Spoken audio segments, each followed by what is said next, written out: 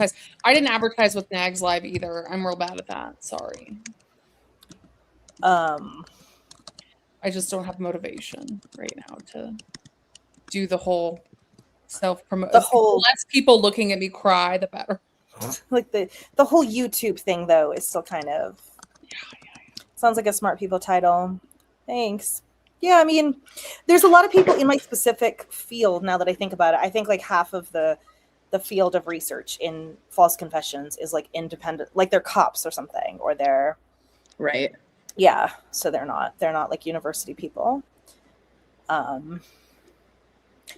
Yeah, my co-author says he gets calls that are like, "Hi, I'm trying to find, Dr. my last name, but I can't figure out what university she teaches at." And he's like, "Oh, I can send stuff to her." Like, I'm just a person. The University of TikTok, obviously. Yeah, obviously, TikTok School of Law. Let's see. So the tell. Welcome, everyone. I'm seeing people like the whole thing just doubled. So I'm like, okay. Hi, everybody. How's it going? Hello. We got how's it going, everybody? We're gonna talk about the tell today. So Sara and I've kind of brought the community in because we need to talk about this. We need to explain, but also Britt has no idea what's going on. I am so far in it that I could talk about it in any direction. I have no idea where to start. And I'm kind of medium in it. I'm medium in the documents, so I'm going to try to bridge the gap. I've been trying to watch Amy Griffin's interviews, partly because that's something I can do without like looking at a screen. Like I can listen. Just so everyone watching knows, I'm mid-trial prep, so I'm barely human. I have a full day trial July 8th, and then I'll be back to being normal. My baseline normal after that. But so I haven't read the book. I've seen a few interviews. I read the opposition to the demurrer, and I read the opposition to Penguin's pro-speech law. The anti-slap. So, and then the declarations I read. So I'm going to try to give a very brief law overview of the lawsuit.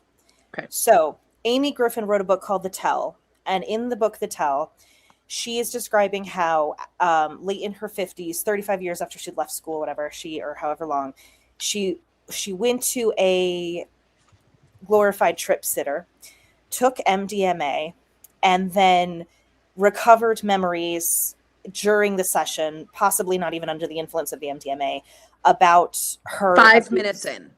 Like 5 minutes, 5 minutes in of her abuse in middle school. So, she took the MDMA and her brain was like, we're about to unlock some shit. I got you. Meanwhile, she's never done drugs in her life. She claims the most she's done is pretend to take a hit off a joint in like her 20s. And she didn't inhale. Bill Clinton style. Yeah, in the book they had to include I didn't inhale. Yes. Yeah. And I think Barack Obama famously said, "Of course I inhaled. That was the point." So he was the people's I love president. him even more. I didn't know he said that. I'm gonna go get my book because I feel like that's an important reference material. Yeah, that'll be helpful. So she describes the book. Most of the book is her telling other people about her abuse and getting a very, to me, Hallmark-esque reaction of people supporting her and unconditionally believing her. And there's not a ton of drama in the book. I kind of did read a little bit more. Like I was reading this and multiple times I thought, why is this a book? Like there's not a lot of conflict. There's not a lot of internal conflict. I was sort of like, is there a point? It's like it should have been an essay. Like, right. You know.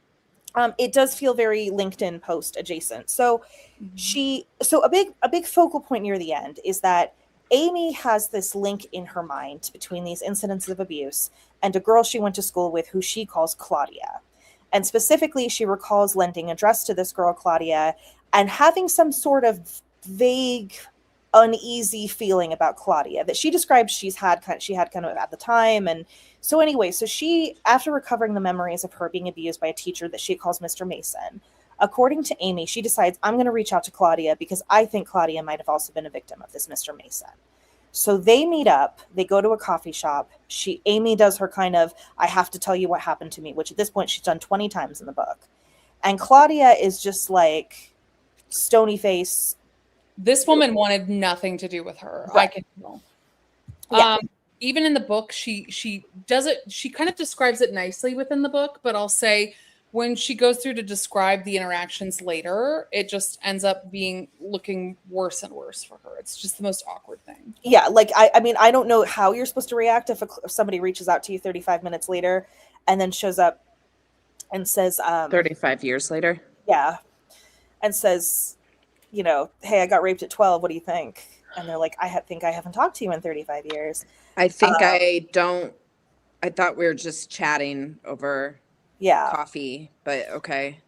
So anyway, according to Amy, and this is where it gets a little specific, she and Claudia buy some postcards.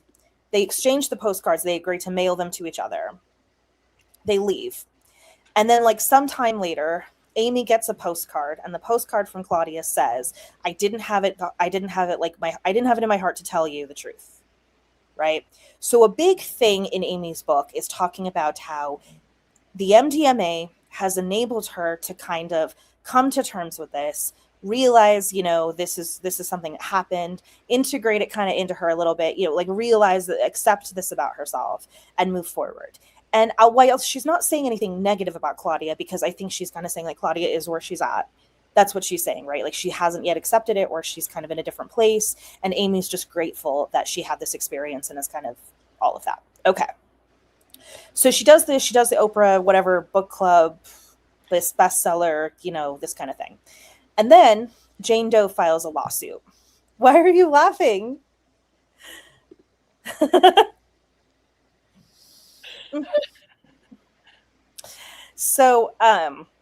So then Jane Doe files a lawsuit. So Jane Doe is a woman who went to high school or went to middle school with Claudia. Jane Doe is saying that, with Amy, and Jane Doe is saying that Jane is Claudia. She's like, I am Claudia, and Amy is basing her description of Claudia off of me. But the difference is that Amy's experiences of being assaulted by this Mr. Mason, those things actually happened to me, and they happened with involving a teacher that was not Mr. Mason. So Amy is potentially, if we take Jane Doe's story as real, yes, falsely accusing somebody of having done this to her. Falsely accusing someone of having done this to her, stolen someone else's life story to put, you know, into her own life story to bulk up her memoir, but then also falsely insinuating or saying that Claudia we've got some Amarillo in the chat. Oh my gosh. Amarillo by morning. Hi, Kristen. How's it going? So there's some, yeah. So, okay. So what happens is so Jane Doe files a lawsuit, and she's basically saying, yo, you stole my life. And so what you do know is that like Amy filed an anti-slap motion saying, I want your evidence that I'm lying right now. I think also her counterclaim is very strongly worded. I think it's very much, there's a couple times I've gone back and forth on this. I can't tell. She's not outright saying, and she actually goes out of her way to say, she's not accusing Jane Doe of making up her own assault, but she does say like Jane Doe is lying about being assaulted by a teacher. And I'm like, well, how do you know that? Because you guys are talking about different teachers, right? Like, or that's what Jane's saying. So you can't really say that. She comes close to saying it though. So there's a very strong response. Her lawyers are it's giving Blake Lively.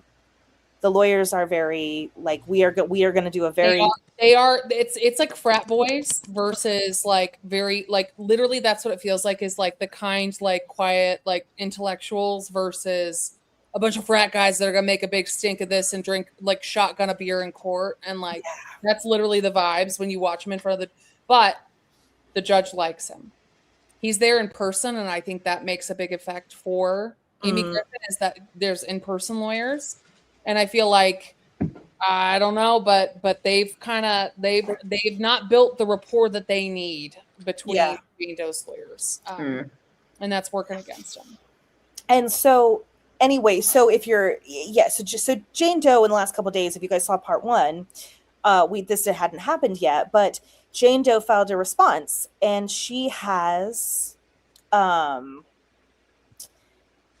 enclosed a bunch of declarations from various witnesses. And they're saying, there's somebody who says, I remember this incident when it happened in middle school. I remember helping her clean the dress. I used to work with her, and she has told this story before. Somebody else, and I think this is the one that's the most interesting, Jane Doe has claimed that she was contacted by a guy named Dominic Price, who was representing himself to be a talent agent, and she told him her life story, and she now believes that Amy Griffin may have solicited this person to reach out and have Jane Doe give all of her life story.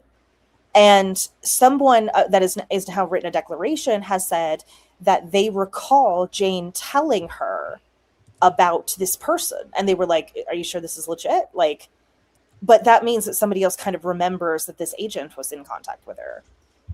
And yeah, I mean, which is the craziest part of this story to me. Yeah. I spend a lot of time around people who do drugs to open themselves up. So none of that. Yeah, I live in that Sedona. What do you guys want from me? But that to me all felt like, yeah, all right, that's something people talk about doing, right? Like using drugs experimentally to like help with their trauma. Fine. The fact that somebody allegedly called her and was like, hey, I'm a talent agent or something, right? Like I'm scouting for reality television. Isn't that what they said? Yeah. Or I think they said they wanted the film rights. They wanted to make a movie about her life. And someone called and said, like, I've heard that you have an interesting life. Katie, there's different chats. So each of our channels have a different chat. How do I get to my chat? What does that mean? There's different chats. I thought we were all the chat. We can see all the comments, but they can't see each other's comments. What? Yeah. Why is that? I didn't know that. Yeah. How do I respond to people? So I want to let you guys know. So yeah, there's some people that are saying like this is false. It's a fiction story. It is not a fiction story. This was written as a nonfiction memoir attributed to Amy Griffin. However, and she has doubled down. It's a memoir, so it is not a fictional story. Yeah, Isaac, this is something that Amy has said happened to her. And initially she was calling it like The Remembering, and Believe Me was the original title of the memoir. But she has And there are allegations, and we'll find out how true they are, hopefully, that somebody potentially working with Amy induced this woman to talk about her trauma so they then could write a memoir that's somebody else's trauma to sell drugs. Yeah. Like Amy is a glorified drug dealer in this scenario, just so we're all on the same page. Like she's a white lady version of Cruz that I used to buy from in college. Yeah. Allegedly. Allegedly. Yes, like my understanding is that her husband has a stake in some of these type of companies that do this MDMA therapy, and they're trying to, What document were you going to go over in this? Have you gone over Zach Rosenblatt's? Not yet. No, I haven't done the declarations. Okay, I think we should start off with Zach's because that's going to take a minute. And it's got some deets that I think a lot of people, I have not fully gotten through this. It's like 400 pages. There's no way I'll be able to get through it in this live. I may have to dip if you guys want to, but I mean, it goes through in the proposal. So Amy Griffin writes a proposal that she sent out, I'm assuming in shop to multiple like publishers before like Penguin Random House and Dial Press purchased it. And attached to that is a letter to an editor. And so it's almost like a generic letter explaining why they decided to go for, and basically Amy answers all of the questions that she knows people are going to ask to her. And I feel like she calls this book a manifesto of, which to me is a telling and explaining of the Me Too movement, for one, of MDMA unlocking and helping her release repressed memories of this trauma. And, also just a way for her to just, trauma's a buzzword. It's this exciting. And you're like, that's kind of wild that the way that she had to pitch it just feels so icky that Right. I understand the side of like an editor reading it going, how do I pitch this? How do I make money off of this? But also, Yeah. Prickly says, I thought this was fiction. No. This is something that Amy is saying happened to Amy when Amy was in middle school. yes. Amy is very much saying that she took this MDMA and she recalled these things that happened to her. Yes. So, and the lawsuit came into play when the New York Times investigated and started asking questions of classmates and identified a classmate that was like, that sounds like what happened to me. And they're starting to gather, maybe this was something that was passed around, or maybe it was something that other kids heard about, or maybe it is something that happened to Amy Griffin and this Jane Doe, and they're mixing up detail. But all of this happened so long ago. But Amy asserts that these very specific things happened to her that Jane Doe says happened to her, and details that maybe weren't able to be identified until Jane Doe talked to these talent agents, and those details were fished out of her. right. So, should I read this letter to the editor? This letter is wild. Okay, so let's see. Dear editor, I have no reason to write this book. Nearly 3 years after the events you've just read about, and with the help of therapy, family, and friends, I've found power and freedom in the life I've rebuilt. I feel so fulfilled in my career running a firm that supports and invests in female-led businesses. I have so much love in my personal life as a wife and a mother of 4 children. And I feel so purposeful in my activism, working to make resources more widely available for survivors of sexual abuse. As high-profile friends in my network have reminded me, I am fortunate to have a life this rewarding and abundant, yet to have held on to my privacy and my anonymity. Why would I jeopardize that by inviting the intention that publishing this book would bring? And yet, I know that I must. Katie, who's calling you? I can't not write this book.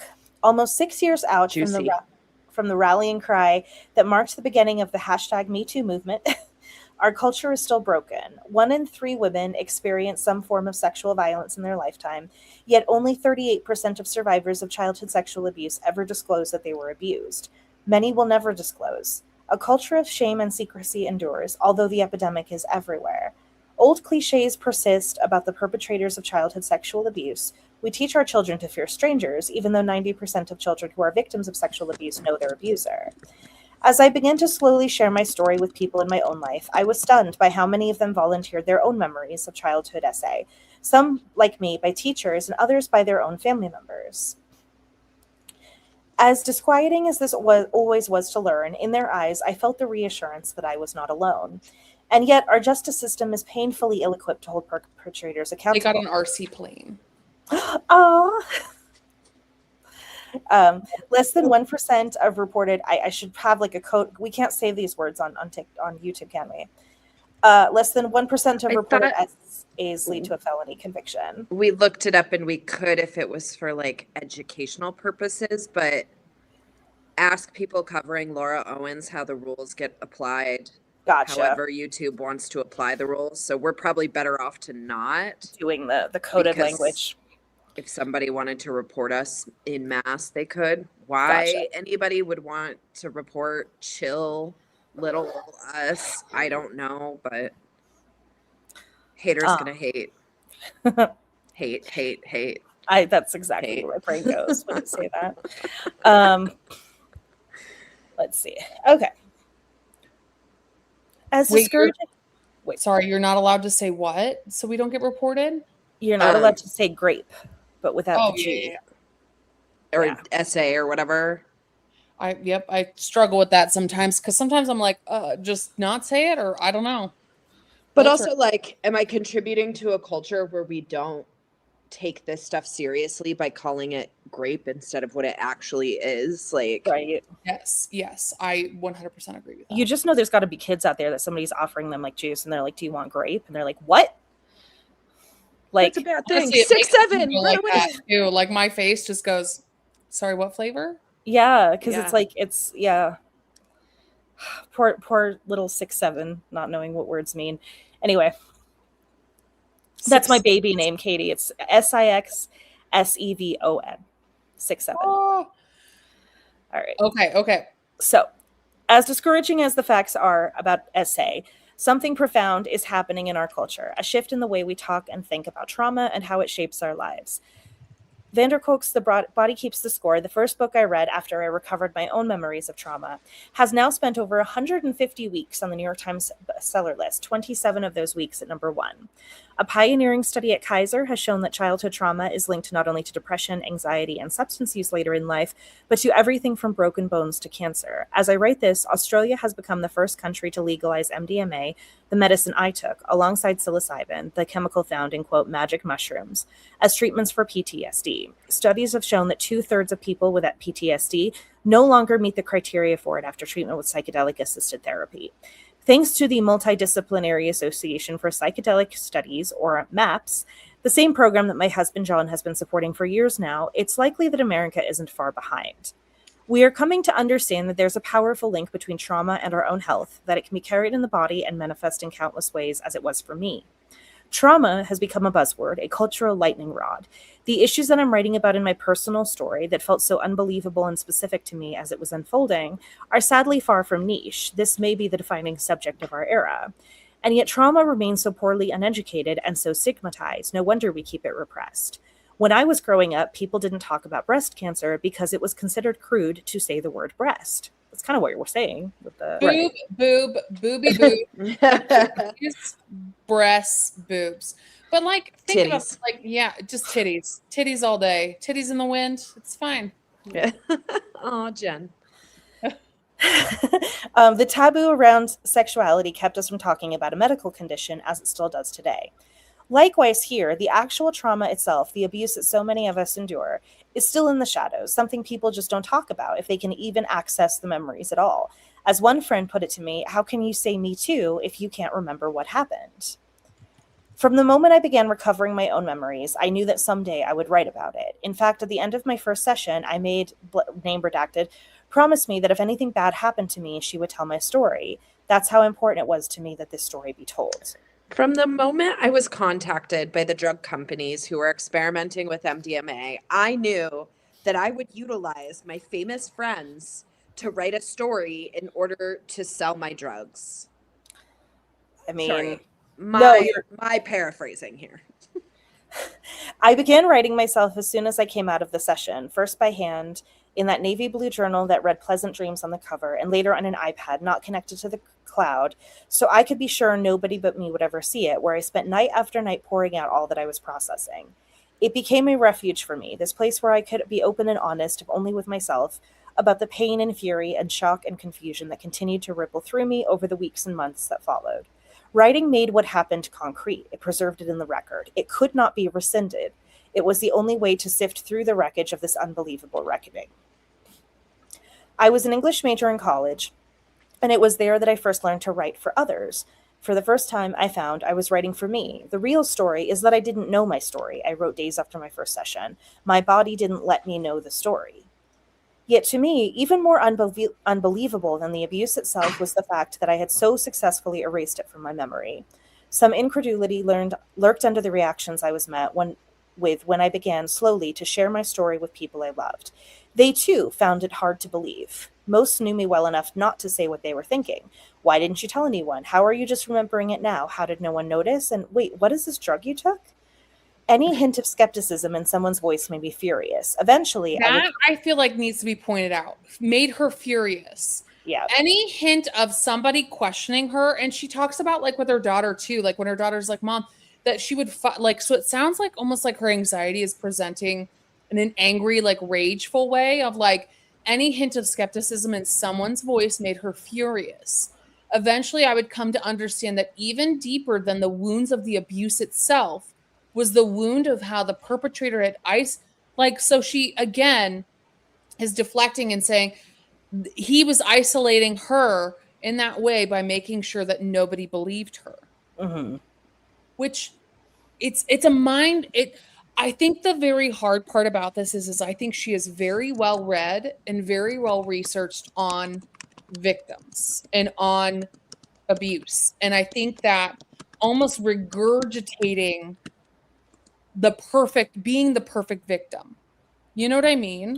Of like, Yeah. Why I react. This is when my daughters became the same age as I was when I was abused. That's why, and it's so common apparently that's and so it's all just like she almost is too well read and too well, you know. I What mean, stood out to me too was like the way her daughters have this like textbook perfect reaction. Everybody in my life, in my perfect little buttoned up life, is responding in a way that you A would dream perfect about, way. Yeah. yeah. right? That they This all is are perfect. this is why when she says they too found it hard to believe, this isn't in the book. This It's isn't not. in the book. Like, if It's not. anybody doubted her, she never like, there's one detective who says it's like the most credible story he's heard. And I'll tell you that conversation they had together, he offered up more than she did. Like he was contributing more to like I think trying to establish and build rapport a little bit, but I think he did a lot more talking than listening, I feel like, than he might maybe should have. But I don't know. That's just from my own experience in Do counseling. we have the police report somewhere? No. No, I requested it and there is no record. And I called the detective and I talked to the detective and he confirmed for me, yeah, good luck requesting public records. There is no record. However, we found records of their phone call because Amy Griffin produced a transcript of their phone call, meaning that she must have recorded it or had some sort of transcript produced when she first called them. And in that transcript, we learned that her parents called the DA and the DA called the SVU detective. And that's how the SVU detective even so he kept saying, this didn't come to me through the normal chain of command. Now, I'm not sure how she came to come and explain all of this and going through all of it. And so it was a lot. And so when I called the detective and talked to him, this was back, I'd have to look at the dates. It was back on like May 15th. I bet he has, Donnie. So Donnie and Kristen are Amarillo, very outspoken online on Facebook, where a lot of this is coming down and around. Donnie and Kristen was actually a classmate of Amy and Jane Doe's. Oh, whoa. Welcome, Yeah. you guys. Welcome. Yeah. Thank you for And joining her us. husband, they've just been kind of very skeptical from the beginning, but they've been very outspoken on certain channels. So they're here watching. But what I'll say is when I spoke to the detective, he confirmed that there were a lot of people calling him and asking questions more recently. Like anytime I talked to somebody, I felt like I was on the heels of a private investigator in the area because they'd be like, did you send somebody to my house? Did you, somebody knocked on my door asking the same questions. Like, was that you? And it was not me. I'm just, So you're turning over the same stone somebody else is. correct. And so when I talked to the detective, he made it clear that someone through deceptive means was trying to manipulate him to get information out of him and he caught on to it. And so when I cold called him, he was like, "Who are you? Why are you calling me? I need to know." And I was like, I'll tell you what, I'm not trying to, like, I'll tell you who I am. I trust the police. Like, I just try not to tell the internet my full situation because I don't, you know what I mean? But Right. if you want like I'll tell you all the stuff. You just let me know what you need. But he said there was multiple people that had called him. He was very distressed, very like upset at the time. So yeah, it was an interesting conversation. Oh, Donnie says, I know for a fact a former FBI agent is here asking questions. He's based out of California. Huh. Wonder who that could be. So, yeah, Prickly brings up a good point. She says she was too uncomfortable to go to the police. So her parents facilitated the meeting, but she had enough wherewithal to record a convo with the police. That seems off. She also had the wherewithal to record her therapy sessions. I should record this. And by the way she presents in these interviews is like, I had this perfect life. Everybody knew me as, I was valedictorian. I was almost the prom queen. Like, I had this great life. I felt bad for people who didn't have families to go home to. I mean, she doesn't say it outright like that, but there's sort of this insinuation, right? And then she's like, but my body was holding trauma. Childhood violent trauma. Well, No, ma'am. let me tell you too something that just to kind of build off of that, because that's such a good point. But I've talked to a number of different undisclosed sources throughout this, and what I'll say is and in my own investigation, I have found that there was somebody who said something that stuck with me, and what was said was, there were, when you're in middle school, there's a lot of popular kids or people who get to be in student council or the presidents or whatever to make a lot of decisions for the student body and make a lot of decisions for the town. Maybe they hold a position of power. Maybe they're in a spot where they get to make a lot of calls. And they felt like Amy Griffin was maybe a person that was kind of in that position. And all of those people that represented that class dropped Amarillo and dropped everyone in that school and just left them in the dust and left them behind. And there's a lot of people that are townies, are like lifers, grew up in the area, are from, you know what I mean? And still are affected by this book and affected by the words that she said. And yet she was somebody who was put in this position of power, or they were put in these positions where they made these decisions and were kind of held to a higher regard, per se, even for class reunions, even for gatherings like later on in life. And they still think so little of the people there that they would do that, And so I thought that was something powerful that was said to me that I was like, that's kind of a tough thing. So. Yeah. I mean, Amarillo is not like a bad area. I don't know. Like, it's not. It's a big, but it's also kind of, it's small too. I'm from a city like that in Colorado, and it's like, I don't know. There is kind of a thing of like people where I live now, they're like that. They want to. Their dream is to get out. Yeah. That was my dream, and then I moved home. Mildly Mercurial says, is the alleged abuser still alive? I think it's important to say that there's multiple different teachers that allegedly fit the description. I thought we had it narrowed down to one, and he was on Jane Doe was saying one, Amy is saying another. Oh, right. Okay. I thought Amy's. So both could be technically true, but it's, but even too, the New York Times had allegedly reached out to one of the accused people, and so had the police, and this person has gone underground. The person that Amy accused, because Jane Doe has never accused her or had gone public with her accusations. Right. Mimi says, did anyone ever read A Million Little Pieces by James Frey? Yes. And it's he's alive. It's kind of crazy that the Oprah of it all is connecting these two, like, right. Because I've seen a lot of people bring up A Million Little Pieces in regard to this case.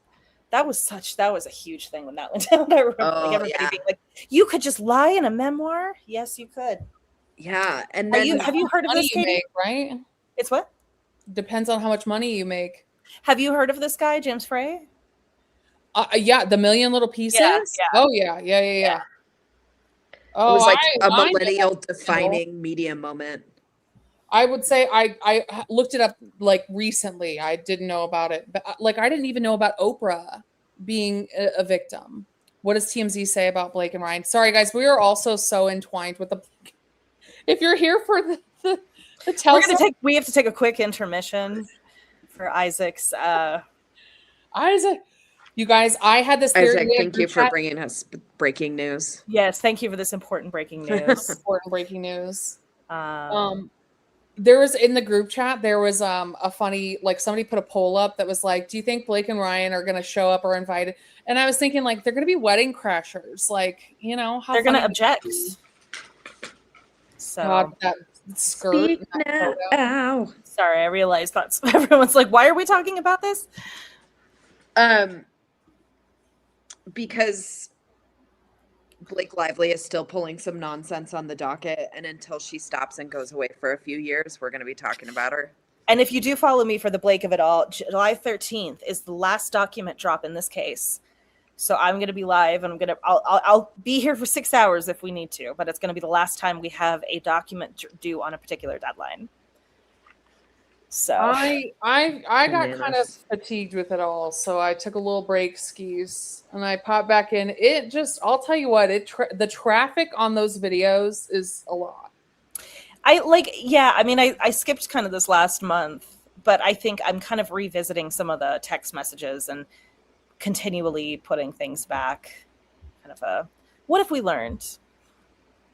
What have we learned? So with some of the documents, or where are we at? Yeah. Spinning quite a yarn, Katie. Yeah, I've got a basket, so I can't find my needles. I went down in the basement. We were kind of not live, but we were all behind the scenes before we went live. And I looked for my tub with my knitting needles because they were both doing like projects, and I was like, oh, I could do a project. I finally found my basket full of yarn, and it's just tangled, so I'm just gonna untangle it. Is my goal. All right, I'm going to finish this letter to the editor. Yeah. All right. Eventually, I would come to understand that even deeper than the wounds of the abuse itself was the wound of how the perpetrator had isolated me in this secret, insisting that nobody would believe me. To truly heal, I had to be believed, and that all started with me believing myself. And at the beginning, I didn't. For months, I looked desperately for any evidence that I could be misremembering my own abuse, hoping that a childhood friend would say the tile in the middle school bathroom was red instead of yellow so I could declare the whole thing a fiction. Yet the deeper I dug, that's what needed to be changed. Like, oh, just as long as the Tyler color is different, that's what's going to really literally validate. 3 weeks apart, I visited a client's house. In my mind, I was like, it's gray. I'm looking for a gray house. And I pulled up and I was like, oh, it's brown. Like, yeah. Well, that's not a relevant detail to. Yeah. And it's just, you know what I mean? It's like, why are we so focused on external things rather than what happened? Also, I have a theory about this with the tile, but yeah. This detail of like, I needed people to believe me for my own healing. I don't want to speak to anyone else's experience. In my experience of like coming out and sharing some of the things that had happened to me, part of the reason the fear exists that people won't believe you is because all of the reasons you found internally, whether that's like popular pop culture narratives or like your own narratives of like blaming yourself, you don't want to hear repeated in another person. Right. It's not necessarily that they wouldn't believe me, although that would have stung too. It was the doubt and what would cause the doubt that would affirm that this is my fault. Yeah. Right. And so if she had never dealt with any of that, why is it so important that people believe you? I mean, I on a like larger level, like, yes, okay, it is important to believe people, but I don't know. It's just that detail when she's like, I remembered this 5 minutes ago and it was very traumatic for me my whole life. And I'm like, it wasn't. It wasn't. Yeah, I don't know. Okay. I would learn that the circumstances around my own recovered memories were far from unusual. Many women only began to recall their own childhood sexual abuse when their children reached the age that they themselves were when the abuse began. It is only when the stakes are that high, our own children's safety, that the connection is made and the desire to protect becomes strong enough to pierce the wall that separates us from our most painful memories. In my career, I have had the privilege of guiding women as they step into their power, many of them for the first time, to build businesses with the mission of changing the world for the better. Yet it is through the sharing of my own story with people I trust that I have found the deepest healing. In sharing, we let go of the shame. There is light when we do not hide. If this book can be held by my friends and family, with the women with whom I work and the teachers at my daughter's school and survivors who I may never meet, I know this will all be worth it. My story, as I've told it here, is a personal account. Does anybody think Blake's going to write a book? Yes. Okay. I'm not an or documentary. Yeah.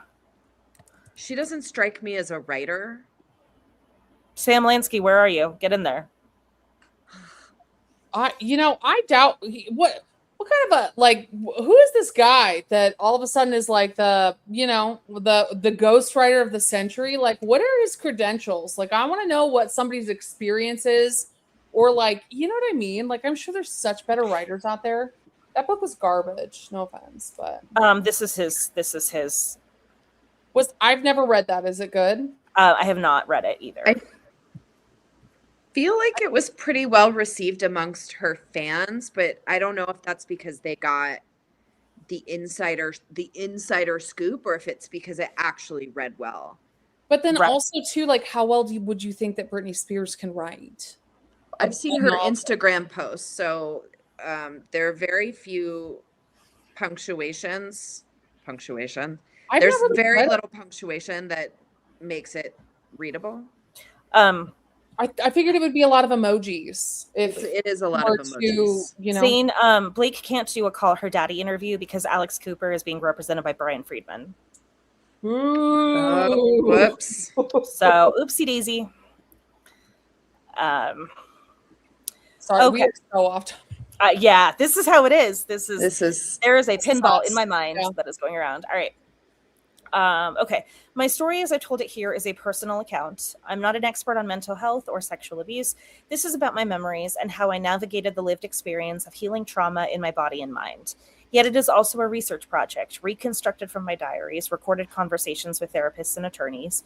That sounds like she's violated privilege. My session notes from treatment, personal correspondence, and a vast array of other primary source materials. That's such an interesting way of framing that. Right. And primary source materials, meaning she's been gathering and collecting. That's why every single bit of discovery that I've seen of all of this continues to just set off red alarms of like, I think that this has been premeditated for a very long time. Of like, from the beginning of, I don't know as far as like Jane Doe, like meeting in Palm Springs, but at least for the first MDMA session, I think she knew going into all of it that she needed to record every single minute, have source materials for every, like, you know what I mean? So everything is meticulously documented. And, you know, it's important to me. Read that sentence because it's just fucking makes you. Prickly Pear says primary source materials is a tell. Yeah. Okay, so wait. She meets with Jane Doe before or after she starts her therapy session? Before. Well, according to Jane Doe. According to Jane Doe, they met in 2019. According to hypothetically, Amy, she met with Claudia after. So hypothetically, they meet beforehand. Amy is gathering information about a traumatic experience so that she can discover it through MDMA. But it's recorded, so it gives it some veracity. I think because she remembered, this is my theory and my speculation and my opinion, because she remembered in the first 5 minutes, she didn't know what the drug was going to do to her. She was willing to go in and do it, right? But she knew she needed to use this first session to get this out. So as premeditated as this might have been, her going, I remember it all, before the drug had even kicked in, because she knew she needed to at least express those things to have a record, to have documentation, whether that's through therapy notes, whether that's through whatever, of somebody else witnessing her recalling that during that first session. So you hear what I'm saying? Yeah. And that maybe sounds crazy beans, but from everything I've seen, it's just like, I can't help but have this nagging feeling of like, everything has a perfect record, and she has this need for perfection of like, even if somebody were to overturn the stone and look into this, she would have a backup for it. And that's where I think even the second meeting with this new Claudia, I think as soon as Jane Doe started asking questions and got skeptical of like whatever the talent agents were asking of her, I think that's when Amy Griffin stepped in and was like, oh no, we need to have another Claudia. We need to have somebody else that we can claim as her. So then she flew to Amarillo, got the box of Taco Villa to have the taco, and literally got all of the things and took a photo next to her, like, cheese, look at us. I have proof, I have evidence of us doing this and having coffee. Yeah. And yeah, and the postcard and all of it. Like, it's just, And isn't the postcard postmarked from New York? that's what the New York Times says, but I wonder what they had to negotiate to get to see that and to publish what they did publish. And if they did see the postcard. Yeah. I mean, I for one completely will not accept the accusation that the New York Times doesn't do a thorough job on all of its research. I know All of it in every story, always. I don't think that especially when we invaded yeah. I mean, I don't know about you guys, but Hunter Biden's laptop was a Russian psyop. WMDs were really in Iraq, and they saw the text messages. Yeah. And those were definitely enhanced interrogation techniques. Oh yeah, absolutely. Yeah. No, as I actually do the interrogation stuff. So yeah, absolutely. That's totally fine. Yeah. Well, and I think it was, I don't remember where I saw this, but somebody was talking about the fact of, think about the New York Times liability of all of this. Of even sending 2 reporters to go and investigate this for a week or however long, to go down to this place, to go ask questions of all these people, to spend all the time against knowing who they were up against.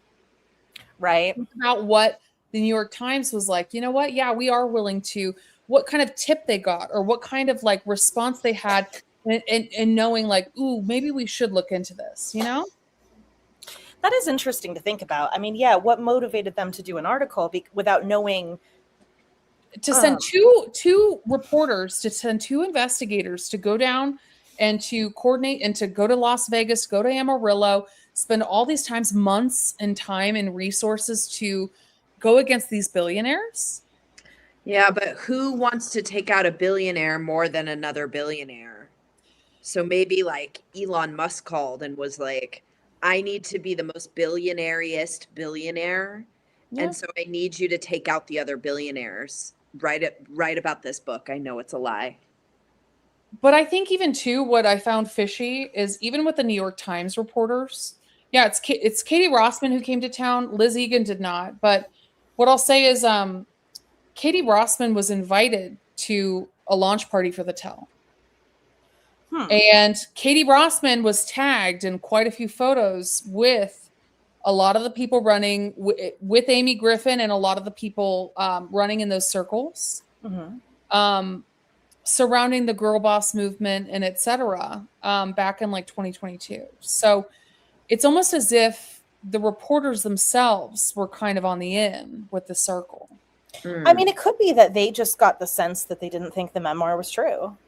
Which turned out to be a huge media heyday when it happened to James Frey or whatever, right? So yeah, I mean, that might too just be like, we get clicks when a memoir is pure fiction.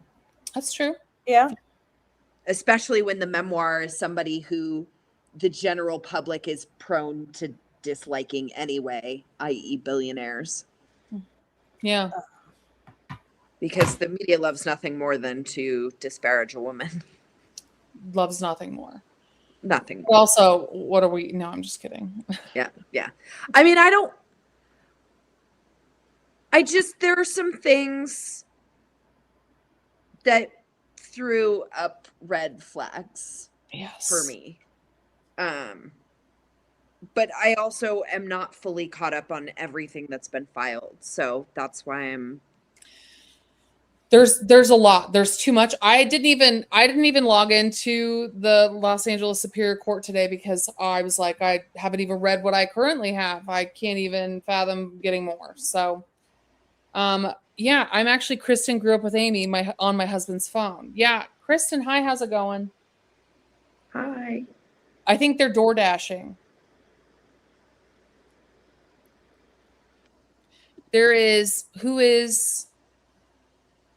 Who else is out here? We've got, hi, Laura Trainer. How's it going, everybody? Rose is wild.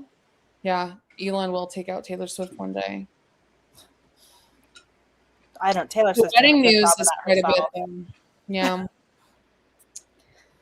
I just want to see her dress. I just want to see if I'm right. I just want to know if she's trolling Donnie on purpose. That would be really funny. That would be. All right. So primary source materials, we're just going to tuck that away for later. It's so important to me that every word of this is true, not just for my own integrity, but because I want to take readers on the exact same journey I went on of mistrusting myself, doubting myself, and ultimately learning to listen to my own inner strength. Again, I don't feel like the book is this at all. Wait, where was that link that I sent you earlier today? About what? The tailmovie.com. Oh, yeah. Which, Because that's that same thing where this is her own, like, whatever. She says, moreover, I decided to leave the main character's Jennifer's name my own in the tale while fictionalizing other names because I wanted the viewer to have to wrestle with the reality of the events. So, like, they're kind of saying a similar thing. And I was like, I picked up on that. It is interesting because in the first draft, her editor describes it as character Amy when they're talking about how basically they're going to make up certain scenes. yeah. Like, yeah. You're like, Yeah. It's also the story of my family. She barely mentions her husband. How the trust and communication I built with my husband, John, over the course of our marriage allowed me to be vulnerable enough to explore this part of myself, and of how my own children inspired and challenged me to face my truth. I do think the kid thing is in there a bit. I'll give you that. And although this is not an instruction manual for survivors of SA, I want it to be useful to everyone who reads it to help us understand how the larger landscape of trauma is all related, how insidiously children can be groomed, and how to spot the warning signs that both I and everyone in my own world missed. Again, I would never have guessed that this was anything to do with the book. Does she do any of that? Because No. that's a story worth telling. Yeah, I did leave the book thinking I'm not really sure what the point of the book was. and the thing too is, like, I feel like this proposal and the way her proposal was written was so much better, in like the outline and everything. Oh, yeah. I was like, way better than whatever the fuck this was. Like, You're like, where's this book? Yeah, this book is good. This is weird. Like, I don't know who ended up signing off on this, but it's odd. Yeah, and I don't understand. Is that Sam Lansky's book? I don't know. Anyway. All right. I've been told, let's see. Okay, I've been told by doctors that it's a miracle I survived what happened to me, since many others end up struggling with addiction, mental illness, and self-harm. But as I've come to find out, trauma doesn't always lead to self-destruction. Perfectionism, hyperproductivity, and obsession with achievement, the demons that plagued me my whole life, can be signs of trauma too. Okay. Most people would never They can also be signs of white supremacy, but all right. Not now, Britt. I need another graphic for how can we make this about white supremacy. I'll just use the same people from the Taylor Swift. Perfect. Just cross out Taylor Swift. Just cross out Taylor Swift and write white supremacy. Most people would never think to pay attention to your highest achieving child, but they could be the one who is suffering the most. This book is many things: a memoir, a deeply personal account of what happened to me, how I processed the revelations that turned my world upside down, and how I came to understand the ways in which this abuse had shaped my life. A mystery, an investigation into the secrets of the man who raped me and the people and systems that enabled him and failed me, with twists and turns that are stranger than fiction and make for a genuinely gripping story. I want to read this whole book, because we only have snippets of it in the proposal. And a manifesto, a document of how I redefined my relationship to power after being robbed of it and came to believe myself, even within a culture that denies women their credibility, to emerge stronger than ever. A manifesto for MDMA and the Me Too movement. Here's the thing. She needs people to believe her. It is important. It enrages her when they don't. So she's going to write this book and put her story out there where hundreds of thousands of people are just not going to believe her solely because she's a woman. Like, without any discussion of what she's done to process when people don't believe her, which is something you have to go through, right? Like, that is a huge part of trauma recovery is figuring out how to, like, move through that kind of thing. None of that. Triggers. Yeah, all of it. How to handle triggers. She is brand new to discovering she's a trauma victim. Can't handle people questioning her. I should write a book. Don't worry, Britt. MDMA will cure you. Yeah, and I It think did not cure You me. just So drink enough of Molly and you'll be good, girl. I Don't need worry a- about it. I need a TripAdvisor because it did not cure me. let's see. You just Yeah, got a fun story for your Met Gala dinner table when you're eating rubber chicken, just it's like I think in this I think we skipped over it, but when they said trauma was a buzzword, that like really stuck out to me, like in the very beginning. But anyways, finish the book. let me finish the thing. I now believe that my deepest wound is also the origin of my greatest strength, my desire to help others, enact change, and help people believe in themselves. That's exactly what I've done in my career through investing in businesses led by women so that we can find our own agency and power, even within systems that seek to disempower us. Yet I know that the next evolution of the work is for me to tell this story. All of it is true except the very first line of this letter. That's the only thing here that isn't true. I have so many reasons to write this book. So the first sentence was what? I have no reason to write this book. Okay. I have so many reasons to write this book. It took a long time for me to believe me, but I finally do. I have faith that you will too. It's just... I mean, this sounds really nice. And this sounds like...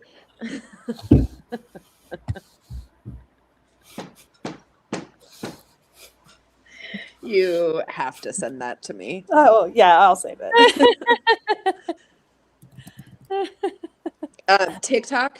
So there's this like really, Oh, God. probably like 15-year-old graphic that are like the characteristics of white supremacy culture, but they're like drawn as like little like poison bottles, right?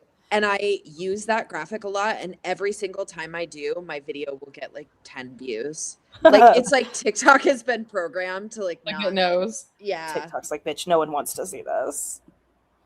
I'm like, okay. But yeah, that's... So that's kind of some of the sketchy parts. And then so this letter, I don't think we were ever supposed to see this letter. I don't know who read it and was like, yeah, let's make money off this. But like, who is this letter to? The it was editor. attached to the proposal. So I think it's just a generalized letter to whatever editor was reading it to try and screen it, Yeah. Okay. I'm only like, I would say 200-ish. So the other part, I have not gotten to the interrogatories. Well, this is the one that I was the most interested in. So the special interrogatory: identify the real person upon whom the character Claudia in the tale is based, including that person's full legal name and last known address. And the response was general objections. Griffin objects to this interrogatory to the extent it calls for the full legal name and last known address of this character Claudia, as seeking confidential and or sensitive personal, business, or financial information protected by the right to privacy, which we're all very familiar with from the Lively case, because it applies to all California citizens. Anyway. And applicable statutory provisions of the California Civil Procedure Code. The character Claudia is given that pseudonym in the tale to protect the identity of the real individual on whom the character is based, and disclosure of the individual's name would reveal private identity and identify information of a non-party. Griffin further objects to this interrogatory to the extent that it seeks information protected from disclosure by the attorney-client privilege, work product doctrine, and other applicable privileges. Griffin further objects to the undefined term real person as vague and ambiguous. I wonder if they have an affidavit signed. I mean, I think the thing that's interesting is the attorney-client privilege. It makes me think that Amy has told her attorney about Claudia, but the attorney has not gotten correspondence or anything from Claudia. Yeah. I'm wondering if, and I genuinely wonder if Claudia even knows that we're on a live stream talking about her right now. Right. Like if she even knows about any of this, because she couldn't have been bothered to pick up her phone after Amy was like nonstop texting her for months, right? Yeah. And it was no response, and she's like, sorry, wasn't by my phone. But also Amy was texting her a bunch of crazy stuff. So it just makes you wonder. Yeah. These attorneys are aggressive, though. They are very aggressive. They are very similar to Blake Lively's attorneys. The difference is the Lively's attorneys are up against Brian Friedman. So I'm like, oh, yeah. these guys are not Brian Friedman. These are great. Yeah. And I'll tell you, so a little like behind the scenes. So the most latest thing that they've been fighting about. So there's one piece of discovery that has not been. There's a motion. So what they did is they filed motions to compel and to do discovery up front, because when Jane Doe filed her lawsuit, she was like, "We need to do this discovery up front." They held off. They held the line as long as they could. And I mean, kind of give it to them, these two attorneys that maybe don't do this, I guess, pit bull litigation or whatever you want to describe it as. But they held the line as long as they could. And there's one thing that's left that they're fighting over, and that's the imaging, the forensic imaging of Jane Doe's phone. And so on, what's today? Thursday? It would have been yesterday, Wednesday. They had a hearing, and in the hearing, the judge was basically like, let's recess. You need to go ahead and call and get this scheduled today, or get it done as soon as possible. And so both sides, the plaintiff and the defendant's attorneys, were calling Jane Doe and calling forensic imaging experts to try and get it scheduled.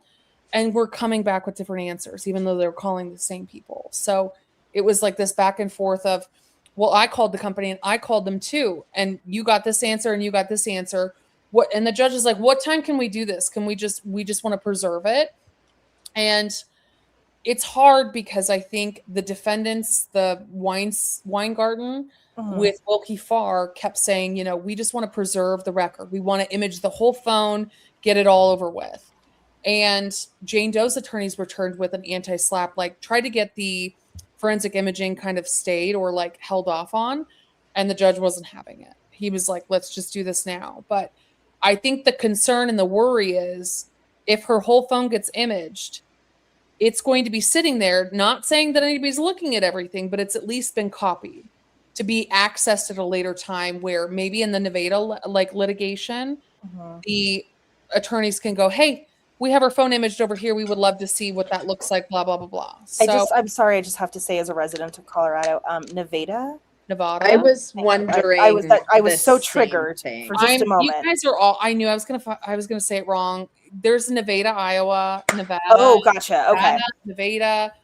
Gotcha. Okay. I'll say it either way, back and forth. If there's a place called Nevada, and I was like, I've never heard anyone. It's all spelled the same way. Nevada that way. So sorry. Las Vegas, but yeah, I think in that litigation, they're going to end up. So what they ended up doing, the judge was like, surely she could do it today. It's just 2 hours. You hook up your phone. What's her deal? Why can't she do it today? They literally left and were on a recess call. Like it was wild. So, came back, and the Jane Doe's attorneys kept going, let's at least just wait till Monday. Why can't we just wait till Monday? It's a holiday weekend. Why force this? What, everybody's going to rush. We're going to have to work through the week. Like, let's just wait till Monday. The company said they could do it Monday. Jane Doe said they could do it Monday. Let's just wait till Monday. And the judge is like, let's do it today. The defendants were like, let's do it today. Everyone's panicked. Everybody's calling people. They come back, balls of steel, and go, so we went ahead, Judge, and we're going to have to do it Monday. And I was like, Monday? So they waited. Bananas. But I think they did that because their answer is due for that lawsuit, for the countersuit, on Tuesday, on the 7th. Gotcha. Okay. But there's also there's another hearing on Tuesday as well. So. One thing that's interesting to me is, and this is something that comes up in the Lively lawsuit, which is how I noticed it. It's pretty weird that Claudia's text messages have this double spacing after the period. This is something older people tend to do because typewriters had double spaces after the period and word processors do it. Which is just maybe it's like a BlackBerry.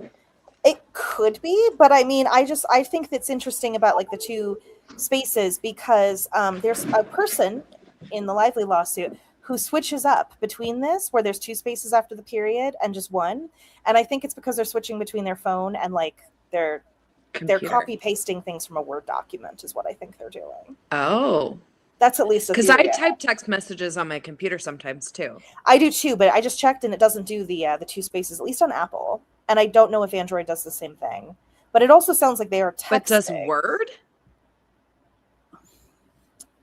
I'm a single space after my period kind of girl. It is a thing. I'd say you'd have to be 20 years older than me, which would be the right age range for them. I was because double you'd have spaced to- after my period way through college. And then I got Okay. to law school and they were like, you save every little teeny bit of space you can because you never know when you have that brief that's like Yeah. right at I the got edge. taught the 2 spaces in elementary school, middle school, and then high school they told us to stop. So That Katie is just very like, I'm too young for noticeable. this conversation. Katie's like, what the fuck are you guys talking about? You guys were learning about double spacing and the Oxford comma, and I was learning about what happens if your blood sugar goes over a certain range and like how to properly take up. You know what I mean? It's just different skills, different. No. It's an age thing because typewriters used to have to put 2 spaces after. So I get we're that, but yeah. I guess you wouldn't. We typewriters, but you would never learn to do that with texting. Right. And so No. I always just think it's odd when I see it in text messages. I don't. They're typing it on a traditional keyboard, you would think. Yeah, and then copy pasting it. Or like maybe using a application to text with, or like Yeah. like a MacBook, like I do, and texting because it's iMessage. Someone is hitting the space bar twice. But that's what I mean. Like you're hitting the space bar twice because that's what you're used to typing. Yeah. Right? Whereas like you wouldn't be used to typing that on your phone unless they just think it's proper to have 2 spaces after a period no matter what device you're using. Yeah. Or they're that's used true. to it. Yeah, just the MacBook. Like, because my MacBook, I text you guys with the MacBook all the time. You know what I mean? Same. So Yeah. So It's totally an age thing. That is one thing in the law we are told not to use the Oxford comma. yeah, just too. why? To create confusion, I guess. I really don't Get know. paid more billable hours to try to figure out what the lack of a comma means. There are cases where entire paragraphs are written about the placement of an and or a comma or a or, right? Or a shall. And we're like, let's just leave out some commas. So Kristen says only in the last few years did they remove the 2 space. If you hit the space bar twice, it puts an automatic period. Oh, that's right. On your phone. Okay. So smart. So smart. I don't know. Yeah, it's. I feel like we need Claudia. I feel like we need this Claudia woman to come out and be like. So I'll say the only other person, and maybe I'll put this out here because I don't know who's in the Amarillo chat. So no, maybe I'll think about it. What other details? What other questions do you guys have in learning about this case? What other things are up? Because I feel like there's things that I have questions about, but then also things I feel like I've got answers about. So what are the holes in Jane Doe's story? The Palm Springs. So we don't have any evidence of the Palm Springs meeting. She claims that and then we also don't really have concrete evidence that we've seen of her conversations with Dominique Price or any of the talent agents. Okay, so she could be making up that somebody called her. She has affidavits from multiple people who said that she talked about it. So let me pull up one of them. Okay, so this is someone who's a resident of Las Vegas. Sorry, I can put it on the screen. Good night. Okay. I have personal knowledge of the facts stated herein. I've known her for 6 years, consider her a friend. June of 2022, Jane Doe and I went out to eat in Las Vegas. She said she would not be available to work with me going forward because she was devoting a significant amount of her time to a project involving the making of her life story. She told me that someone from California had contacted her and he was working with her on what I recall being described as a television show or a movie about her life. She told me that she would be traveling shortly to Los Angeles in connection with the project. I did not know much about Jane Doe's background or personal history. My initial reaction was one of skepticism. I recall thinking, what about her life would they want to make a television series or movie about? I did not understand the basis for the project, who the person from California was that she was talking to, why they had approached Jane Doe, or how the project had come about. I recall that Jane Doe conveyed to me she would not be available much because she would need to spend a great deal of time devoted to this project about her life story. Like what, she told her friends she was going to quit her job because a movie about her life? Like, yeah. Let's see. While I did not want to discourage Jane Doe or burst her bubble, I was genuinely puzzled and concerned that someone might be taking advantage of her. I recall asking her whether she was being paid for her time and participation. I do not recall receiving a clear answer that put my concerns to rest. I also recall that Jane Doe and I had a lighthearted conversation about who would play her in her life story. I suggested Charlize Theron. To my knowledge, nothing materialized from the project despite the significant amount of time Jane Doe had devoted to it. I've never heard that any series, film, or production about her life was ever produced. In hindsight, I find the whole thing inexplicable and troubling. Kristen, what do you say about the NDA? Why did you say NDA? What does that mean?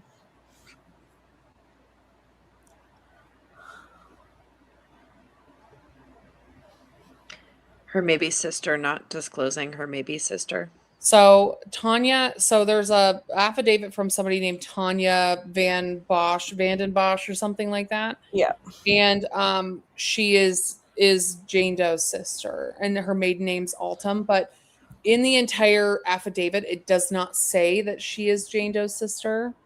It almost describes her as if she's a friend. It doesn't lie. It doesn't say she's not, but it doesn't disclose that, which I feel like was a choice. Yeah. And then I feel like it could come back to bite them, if they want to argue like, oh, it's her sister. Of course she'll do this. You know what I mean? I tried to put a comment up and I banned the person. Hang on. Whoops. How did I do that? You sniff food banned? Uh-oh. Oh, God. I was trying to put the comment up. Jesus. Don't worry, I'll get a message, I'm sure. Tell him to go to your chat. Because I did not mean to do that. Okay. I don't. Okay. I can do it on YouTube. Banned you. Sorry. I'm so sorry. I think this might be objectively the funniest thing that I've ever done, and now I can never make fun of Britt ever again. Yep. See, I'm not the only one bad with technology. I don't know which. Hang on. I think I can fix it. There we go. No, where is it?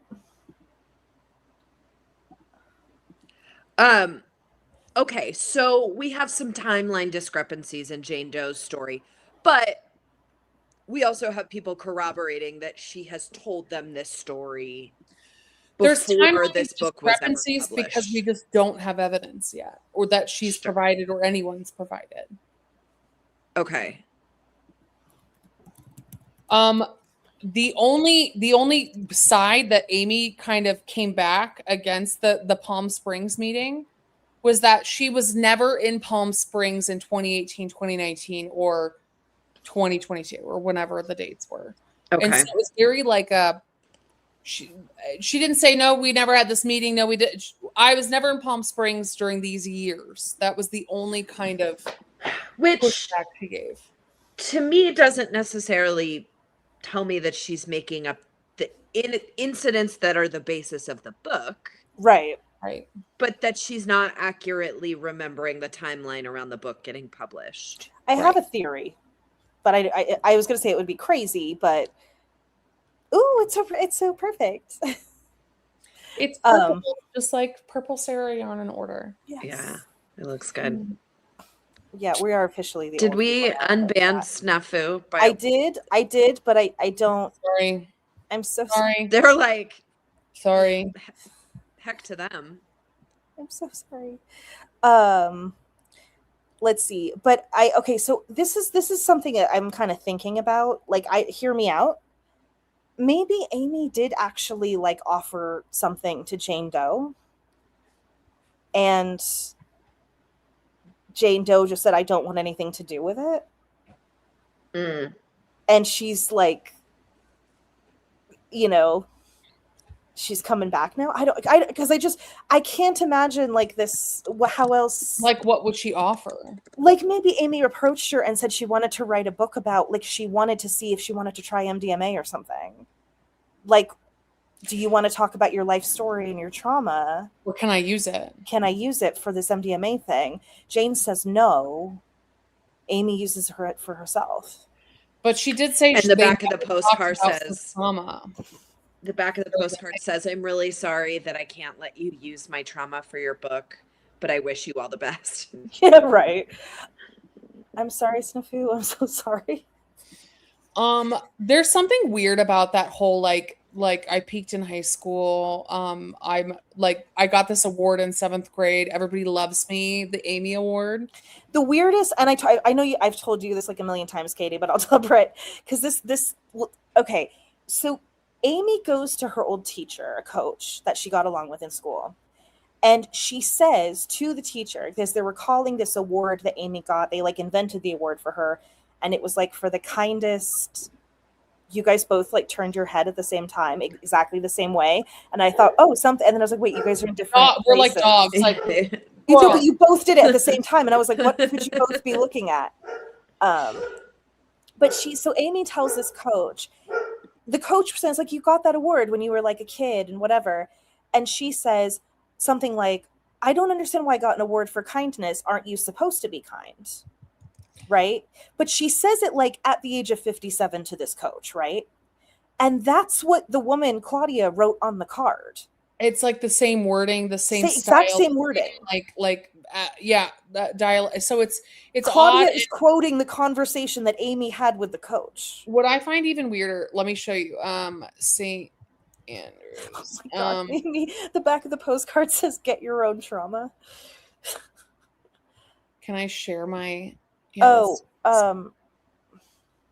if you let me see if it'll do it. Present down at the bottom. Yeah, I think you can. So I'm sharing my screen. Okay, yeah, so you guys can see. Okay, so the other weird part is like she talks about this award not only in the book The Tell, but like in like Jane Doe or Claudia, sorry, writes on the postcard about it. There's in her old school, so this is the private school that she went to before she went to the middle school, the St. Andrews Episcopal, whatever, Episcopal, I'm going to say it wrong, whatever. There Episcopal. is a Episcopal. I always say Episcopal. I know that's not the one. Right, but anyways. I'm sorry. You know, one thing that threw me off was when I Googled her first result said she was 57, and it's been throwing me ever since. Like the AI result doesn't have. AI did her dirty. Yes. Also, she's 57. She looks great for 50. She's 50. Yeah, she's 50. Okay. Yeah. Well, so this school has an Amy Mitchell Griffin Character and Kindness Award. And so her best friend Courtney, who she also details in the book, and is married to Jake Childers, who both of them were high school sweethearts. They were in the same class as Jane Doe and as Amy Griffin. They nominate her for this Kind Compassion Award for this school for 5th graders. It's given annually to a 5th grade girl. So it kind of is like, I think it's strange that she's so obsessed with this award. And then this award is also given to girls that are a couple years younger. But every other award up here, by the way, you guys, is for someone who has passed away. Except for the Amy Griffin. Except Amy. Yeah, well, Amy is a billionaire now, so she's everybody else dead. But it's weird because all the kid, like this Christian Longenecker is the kid that died on the track that was in their grade and passed away, and they all went to his feet. Like, and all these kids died like within, like, they're just kids that like, so it's very odd that like, oh, and also it's the Amy Griffin Billionaire Kindness Award, you know? So it's just kind of like, if she was so kind, she would give more of her money away. You know, yeah, we wouldn't be billionaires, right? Yeah. Yeah. So it's just this. Jake the Snake. Yeah, there's all these like, yeah, I've gotten, and I'm learning more about the teachers too, and like the coach and all the, Amy is saying that the back of the postcard from Claudia is saying to Amy what Amy said to the coach. Yes, verbatim. But we've not seen the back of this postcard. And the postcard says Amy circa 7th grade. Which, so like Claudia said this, that Amy said this exact verbatim thing at the age of 12, that Amy's memoir is saying she said to the coach like in her adult years, 35 years later. And so it's also odd because the New York Times has seen the back of the postcard. So they've Well- seen, and it's two. They describe in their article that it's two different sets of handwriting, but we don't see the handwriting, so we don't know. And 3 ink colors. Yes. Claudia's a pen girly. But also, do we know that they've seen it as opposed to having it described? Sorry to hear that, Kristen.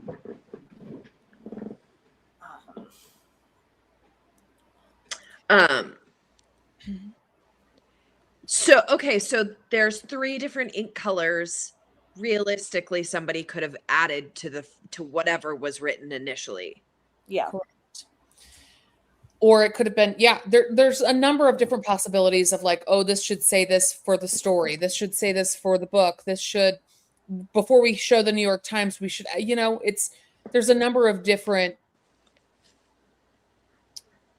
but in the end, we don't know what's the postcard is the weird thing. That's like the oddball of it all. I feel like everything else can be explained. Dominic is the weird thing to me, but yeah. Why do you think that's weird? Calling somebody and being like, hey. Right. Oh, I think I got that all figured out. Before I was on the internet, people called me all the time and they were like, can we tell your life story in a movie? Right. And I was like, you guys, come on. But let me tell you, Britt, there's a lot of people that I have cold called and they have been the friendliest people and the kindest people. Yeah. Where I think that. But you have a reason. Well, and I'm also honest. I'm trying to be as honest as possible. But with people who are being deceptive or have deceptive means or reasons, they can take advantage of people in positions like that. And I hate that. Totally. It just, I want to know more about that and the connections there and who that actually was. I think I need to make a video on that. Katie and I are looking at each other like if we were in a classroom right now, we'd do that thing where we make eye contact while the teacher is talking and being or passing a note like, oh, like ooh, there's behind the scenes. I've been in it today because there's a couple of connections that I think need to be exposed, and I think it's making information make more sense. But I'll say since Dominique Price submitted or signed an affidavit and that got submitted on Amy Griffin's behalf, that kind of made a lot more pieces fall into place for me of like, oh, somebody's being honest or not honest. You know? There's some things that I think that he says in his declaration that he does or he doesn't say. There's words that I think are very heavily relied on, like the sentence structure is carefully written. Yes. Very Jed Wallace. Keep in mind, guys, lawyers write the declarations. Yeah.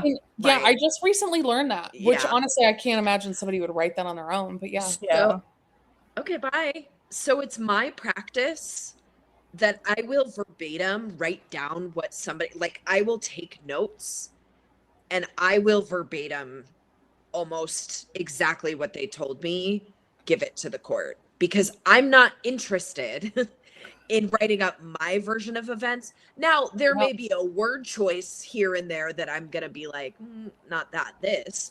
I am toying with it a little bit, but as closely as I can, because I don't want them to get on the stand later or get into a deposition later and go, well, it actually happened closer this way. Right. And then, right. And now there's mud on my face. Now I've wasted everybody's time with this stupid declaration that wasn't true. But I also was trained to come into court and be a bearer of truth and to use that truth for better or worse to advocate for my clients. And we don't run from bad facts. And so I wish I had been taught to like, fuck everybody and just make that money. I'd be so rich right now. Right. So Prickly said, who's Price? So yeah, Price is the lady. So Jane Doe got this call from this number. She says she looked at the number and she Googled it and that's how she got Price's name. So I don't, she just said we don't know if she Googled it. I guess we don't know if she Googled it. She has the number from somewhere. So she said that she had multiple phone calls with this guy. He solicited her story from her and that he was a supposed talent agent that was going to sell her like story to make a movie or books or whatever out of it. And so with that, Dominique Price is a mystery because he completely denies ever calling her, ever knowing her, ever soliciting stories from anyone, has never been a talent agent, doesn't know anything, completely denies all of it. Huh. Yeah. However, He does say he's still the owner of the phone number. That's interesting. And I've never represented myself as a talent agent or producer in connection with Sleeved. in connection with Sleeved, is doing a lot. Doing a lot. Because this guy also was on Temptation Island, and I would personally describe him as like a early 40s, mid 40s, like wannabe, like I don't know, just he wants attention in any way he can get it type of person of like, I'm going to be doing content. I'm going to be a model. I'm going to be on a show. I'm going to exposure. Yes. Yeah. How would she have gotten his name and number? That's an excellent question, Donnie. Right? Where did she pull that out of if he had never called her? Correct. And how would she have that Google number if it's never used? You know, like voice number, yeah. One thing I did think is interesting about Dominique Price is that he's saying basically, I've never heard of the book. I've never heard of the people in the book. I've never heard of Amy Griffin, Sam Lansky, Penguin Random House, Dial Press, any person's acting on their... Deny. Yeah. So he's like saying, I don't know who any of these people are. I don't know what the book is about. I've never heard of any of this, which is clean. I'll say that. Well, if you always deny everything and anything and everything, then it's the same story and it's consistent. I don't know. I don't remember. I don't know. I don't remember exactly. But when challenged, sometimes we might have different answers. Mm-hmm. I wonder if somebody will challenge him. So is it just going so far back that she just doesn't have the phone records from the years he called her? So that was something that was disclosed in a hearing that I listened to. She said that she was living in a different place. So she lived in Morongo Valley, California at the time. And she had a different smartphone that she no longer has possession of, was the way it was described. Got it. So they said she doesn't have possession of it. And the judge was like, what? Like she didn't transfer over her data when she switched phones? And they were like, she no longer has possession of the phone. Yeah. We don't know. Which it's kind of she's not a very affluent person, is what I'm gathering, right? Wasn't she cleaning houses at one point? Yes. So she's living in but looking into things, the reason why we assume she's not very affluent is because she got a fee waiver, and that's just because she was under an income threshold. Oh, I didn't even know that part. I just was. No, I think some of the jobs they describe, like I know they're not high earning. They can be. They can be a decent living, but I'm not imagining her to be on the same level of like anywhere close to Amy Griffin, right? Of course not. Yeah. She's not in the upper 1%. Also, I mean, anybody who doesn't have in the 99% with the rest of us. And also anybody who doesn't work in a job where you need to hang on to data for any sort of retention purposes. Well, my point was going to be a lot of people who don't have a lot of money will switch plans and will switch carriers and jump around because they're looking for the best deal or they're looking for, I don't think I have the same phone number for more than 6 months in my 20s because I would switch to Boost or Cricket or whatever. Yeah. I'm on the family plan. I'm a 40-year-old woman living with my mommy on the family plan. I've got my mom on a family plan. Yeah, we got just put her under my wing. Exactly. Kristen asked, what would be the purpose of having somebody sign an NDA but then turn around and put everything in the book? And my answer for that would be so that they can't do anything about it or say anything different or challenge it. Right. Also, you can't tell your version of these events, right? It gets to be my story and not anything that can be challenged by anyone else. Is that what we're thinking happened? For the same reason Taylor Swift has her boyfriend sign NDAs, right? I get to write the song about it. You don't get to talk about it. Right. I made that up, you guys. That's not real. Allegedly, there is a person or a character that's in the book that was told to sign an NDA and did. Wasn't aware of what the NDA said, is not sure what was, and then their story or their side of things was put within the book. And that person still maybe has a relationship with Amy Griffin, but doesn't really know what to do with any of it. If someone told me, here's a grip of money, right? Because an NDA is a contract, so there has to be benefit of the bargain on both sides. You don't just hand someone an NDA and then they're bound to it because you have to give them something in exchange, right? Somebody comes up to me and says, here's $100,000, sign this NDA. I'm like, I don't remember a thing. I never saw anything. You didn't see me. I don't know. I am aware of what they're talking about, and what I'll say is it doesn't sound like anything was exchanged other than, hey, you need to sign this. I mean, if it's done in an employment context, right? Like there are certain contexts where it makes sense, but then you're getting the money from where you were to call them and go, hey, I know you did this thing, and accuse them of something for a few hours and then berate them and then allegedly like accuse them of things and get their defenses down and then go, oh, okay, your side of things. Let me go ahead and here, you need to sign this paperwork. And then, oh, by the way, we're going to use some of this information in a book. Is that okay? Interesting. Maybe somebody vulnerable, maybe somebody older, allegedly. I don't know.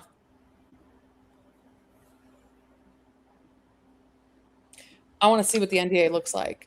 Same. Then I can tell you what can be done and can't be done. That's what I mean. If what needs to happen is we need to see what it says. Otherwise, we don't really know what's going on. What if? And I'm not. I know people know the situation way more than I do. So I'm just saying, like, I'm just trying to pretend like I don't know anything, right? What if Amy approached Jane Doe with an offer, with an NDA? Yeah, it got signed or it didn't.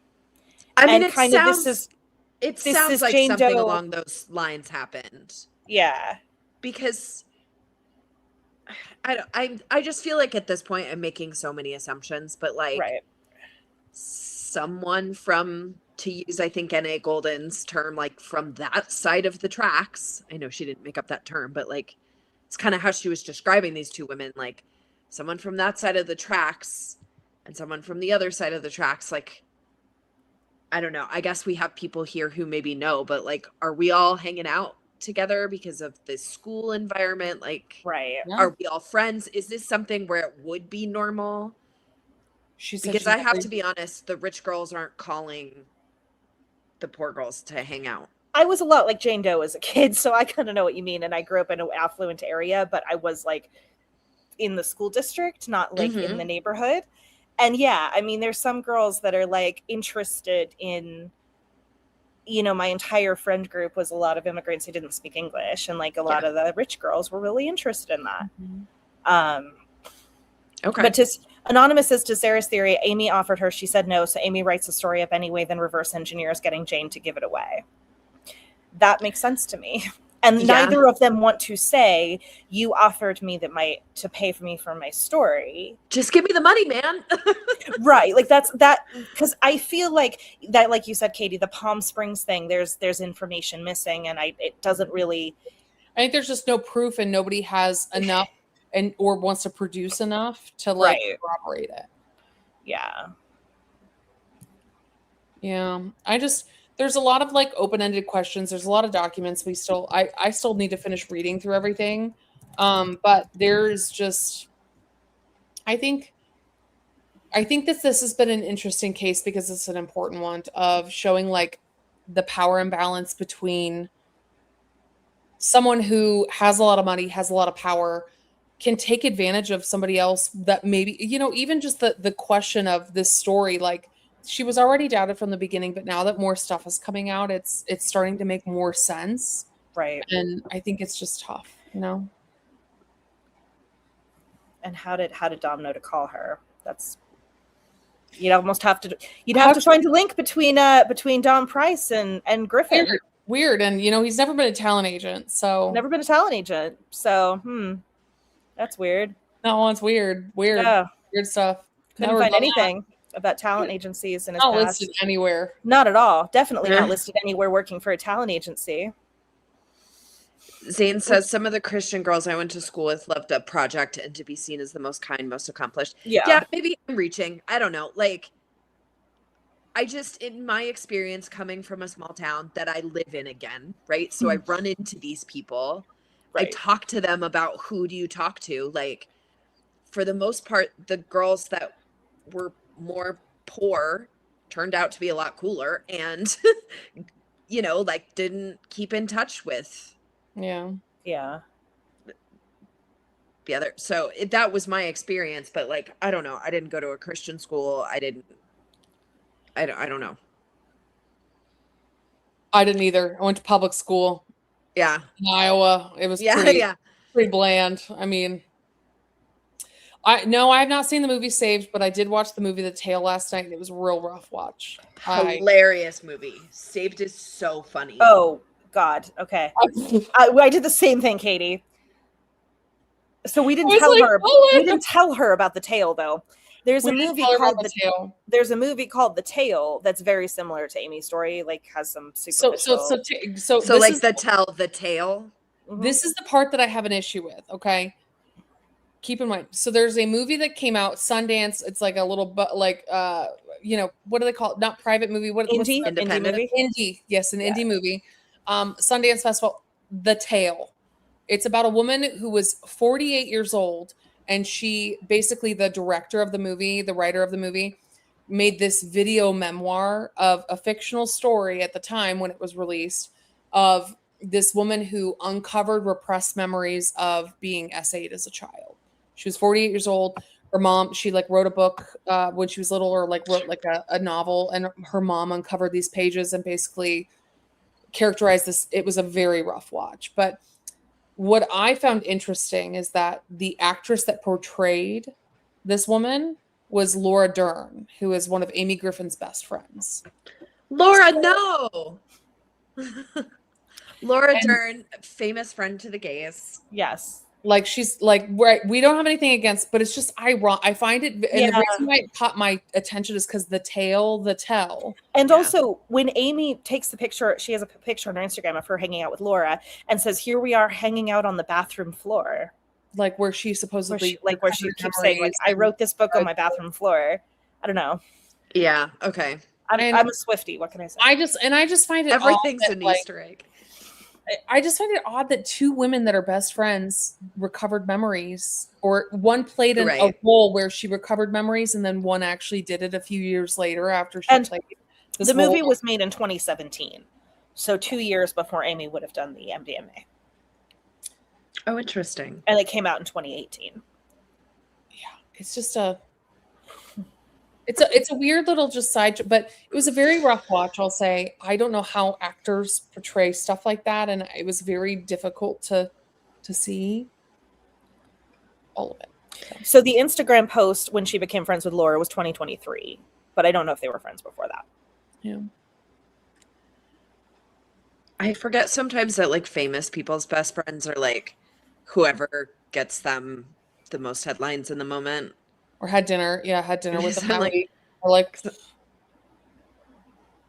she's got a new movie coming out. We're best friends. Did you know that? Right. Yeah. I think PR friendships are more interesting than PR relationships. Same. Yeah. Big time. Oh, PR relationships are weird.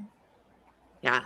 Oh, let's PR friendships are weird to go walk to this dinner, and then people will think we're dating. Mm-hmm. Right. Hey, pretend like you're friends with all of the other artists releasing albums this year that are on your same label. Yeah, that's true. I liked Lizzo's Crash Out, though. If you saw all of her recent, I kind of want to listen to the album. I haven't listened to it. This would be one for us to listen to together. Okay, it's special. Are we listening to one now? No. Okay. We'll get copyrighted. Oh, good call.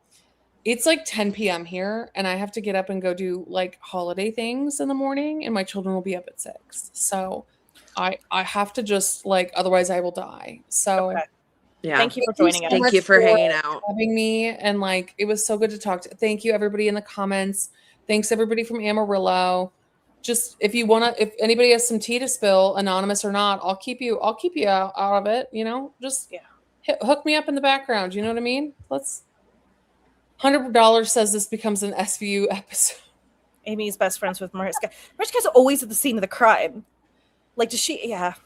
I don't know. hope that one chick that did you see I'm gonna play a dead body or be a dead body every day until I'm on SVU. Yes. Oh, that's funny. I love her. I want that chick to star in the episode. You know, she like would wrap herself in saran wrap and like she's play a really dead good at body. it. Like she does fantastic. Like it yeah, was she's getting better at being a dead body, which you wouldn't think was possible, but it was great. Amazing. She's like, I'll do my own makeup and everything. Just let me on the show. It's so great. It's so entertaining, but a great follow. And bye, you guys. Yeah, like and subscribe. You know, share this or whatever people do. Good to Share see this you with your all. friends in a Starbucks. yes, show this to your friends. Talk about this with your friends in a Starbucks. Exactly. Don't And go remember, to Starbucks, Taco you guys. Villa- I'm making fun of Amy Griffin. Do not Right. go to Starbucks. Right. Yeah, we don't like Starbucks. Support your local cafe, please. Support your local Taco Villa. Like a Donut King or whatever it's called. Okay, cool. Oh, we respect that kind of goodbye. the Irish goodbye is a Yeah. long story tradition here. Why wouldn't Mariska recognize her lies? I mean, keep in mind, Mariska is spending her life reenacting fictionalized retellings of Yeah. popular rapes in the media. Like, So I know that Mariska like spends time donating money, all that to organizations, but I don't think that makes her like, I don't know. yeah, it a doesn't lie mean detector. that she right. Yeah. And I think too, I mean, I just think there's no until things go to court, there is so rarely the desire to see things like this put under a microscope. Right. And Mariska might be someone too that's like, I believe women. So my friend told me this thing happened and I'm just going to believe her. Right. It's you know, I mean, Without because more. the question is not the question for in these circles is what is Amy trying to do with the story? Right. And she's trying to do good, you know, she's trying to open people's mind to this therapy. So I do wonder if the teacher that she accused is going to come forward. Because there's two teachers. Right. So I'm like, well, I don't know. Yeah, I don't know what's going to happen. So it's a very interesting story. I'm excited to dive into all the pleadings, all the court filings. Next Wednesday I have trial, and then I took the weekend off after that. So good. Yeah. So I will yeah. be spending it.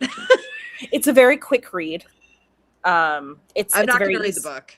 Oh, okay. It's I mean, it took me 4 hours. I will eventually read the book, Yeah. but not after a domestic violence trial. Oh yeah. That's I actually will say, as somebody who skips books like this typically because of the subject matter, I also didn't find it upsetting. There's it's very brief on details. Like okay, it's very brief on details. Yeah. Yeah. There's only one time that she goes into any details. So if you skip those pages, the lawsuit that you've read, if you've read Jane Stowe affidavit, you have read more detail than Amy has. Got it. So the school district has disavowed knowledge of him, of the teacher. Yes. Oh, so they're like, we don't know who that is. Yeah. And he's gone underground.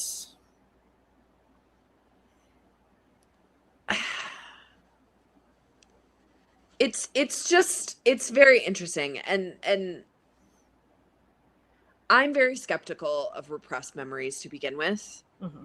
I mean, before we talked to Short Stories Long the other day, Yeah. I had it in my mind that repressed memories had been completely debunked by science. They are not accepted at all within science. And if you guys are interested in the repressed memory, the science, we did a live on my channel with Short Stories But Long, who's a therapist, and kind of talked about what the research says about repressed memories, how likely they are, and then from like what do juries believe and the legality and that kind of thing. So, yeah. Yeah, Prickly Pear. If this goes to trial, I will read the book. Yeah. But at this point in my life, I'm not. And the court documents are more informative than the book. So, yeah. He gave them 30 plus years. Yeah, I don't know. That's the problem too, though, right? With like, if Amy's story isn't real, and I don't know, so I'm going to continue to say it that way, like, whatever. Right, yeah, right. yeah. If her story isn't real, she is potentially falsely accusing somebody, right? Because the person she's accusing and the person Jane Doe is accusing are different. Are different people. Yeah. So. And then I think the other part of this is like, it does sound like the statute of limitations has passed. Sure. For both of them. But one thing that's interesting is Jane Doe, because of coming forward with this, has almost been forced to accuse someone simply by saying it's not you have the wrong person, but this happened to me. Yeah. This does narrow down who this other person is. Right, which the court of public opinion does not have a statute of limitations. Right, right. So, Johnny says I can prove he didn't do it. He didn't do it? Okay. Yeah, I don't know. I will say that I'm a lawyer, but I also have a history of being a massage therapist and working with people in like somatic healing sessions, right? And it's interesting to me that Amy talks a big game about how she healed all this trauma in her body. That woman is buttoned the fuck up. And again, we talked about this, like, I don't believe that you can fully lie detect through somebody's body language, but the body does give you more information as to people's like interiority, right? Right. And maybe it's the Oprah of it all. Like, her and Oprah knew each other, not clear how well they knew each other. But during that interview, she is very like, okay, great. She's got good posture. She's probably doing that for the sake of the interview. Right. Her legs are crossed. She's probably doing that for the sake of the interview. I think she was wearing a skirt. Don't quote me on that. Right. But her face and everything, she is very like neutral. Yeah. Like smiling and turning her head slowly. And it just was like, my thought was like, she's still aiming for perfection. Yeah. And what is she's going for, like, you can see in her body language, there's still like a tightness there. So if you're trying to sell MDMA as a therapy to me, based on what I'm seeing, you didn't unburden yourself. Like, there is still something tightly wound here that to me, I'm like, well, what are we doing here then? I don't know. She's just, I don't believe her that there was healing as deeply as she sells it. Yeah, it's an odd, it is a really, and that's almost like when I'm saying like the value in the book is not in the facts in the book. The value in the book is in the structure of the book. Because it is so odd to be reading it and thinking there's no conflict. Like if you said a billionaire wrote a book in which she took an experimental drug treatment with hallucinogens and recovered repressed memories of being assaulted in middle school by her teacher, but there's no conflict in the book that she wrote about it. Right. It's a very, and it's reading the proposal. And that's why I think before it almost, because I know you don't want to read it, but like reading the actual book and then the proposal is so much better. It's so much richer. It has the conflict that you would expect. Like, I believe her more reading the proposal than I do the book, which then makes me wonder why it got turned into the thing that it is. And maybe some of that was the ghostwriter, like, yeah, but then the ghostwriter also says he met Claudia, because he says he was at the meeting with Amy and Claudia, and I'm like, so yeah, I don't know, but Claudia doesn't say it in any of the messages. Jane doesn't tell Claudia, I'm bringing a guy with me. Right. It's very strange. It's very odd. Real Claudia needs to come forward. I guess I don't know if the Amarillo people know who real Claudia is, or if she is like a real, like a composite. I don't know. Donnie, do you know real Claudia? And he says that's just her, raised very prim and proper. I've known her since we were 6. Okay. And I'm not saying it needs to be this big shift, but there is, like, when you've let something go in your body, there is this just like it doesn't have to be this, like, she doesn't need to come out and be all hippie and, like, crazy like me, right? But there is just this subtle, like let go that I don't see in her. Yes. I don't know her though. Yeah, prickly. The ghostwriter Sam Lansky has said that he met Claudia. So I know Jane Doe. Have no clue, can't figure it out. Yeah. So yeah, it's a very interesting story. I mean, just, we're talking about memories. We're talking about repressed memories, false memories, right? Like, all of these things that are pretty hot topics. I think, right, within certain circles, just the debate amongst professionals is whether or not some of these things are real and all that. And then on top of that, now we're talking about memories of the last few years of meeting up with one another. And we're talking about memories going back to this childhood thing. And it's a very interesting case. Oh, I've been calling you Donnie, and I'm sorry. Yeah, I think, she mentioned earlier she's on our account, or on her husband's account. Oh, got it. Says, I know Jane Doe, I can't figure out Claudia. That's the other thing. It seems like everybody, I mean, it seems like everybody knows Jane and recognized her from the story. But then, like Katie said, at one of the hearings, they said Claudia, according to Amy, is a different person and is an individual. Right, not an amalgamation. Not an amalgamation. Yeah, but is a real person who isn't Jane Doe. And it's like, well. And Jane Doe claims she's Claudia. Yeah, right. Yeah. But yeah, I want to know who Amy is saying Claudia is. And then I want to know what that person has to say. Yeah. Yeah, I mean, it seems like this could be solved pretty easily if Claudia were to come forward. Right, if that person comes forward.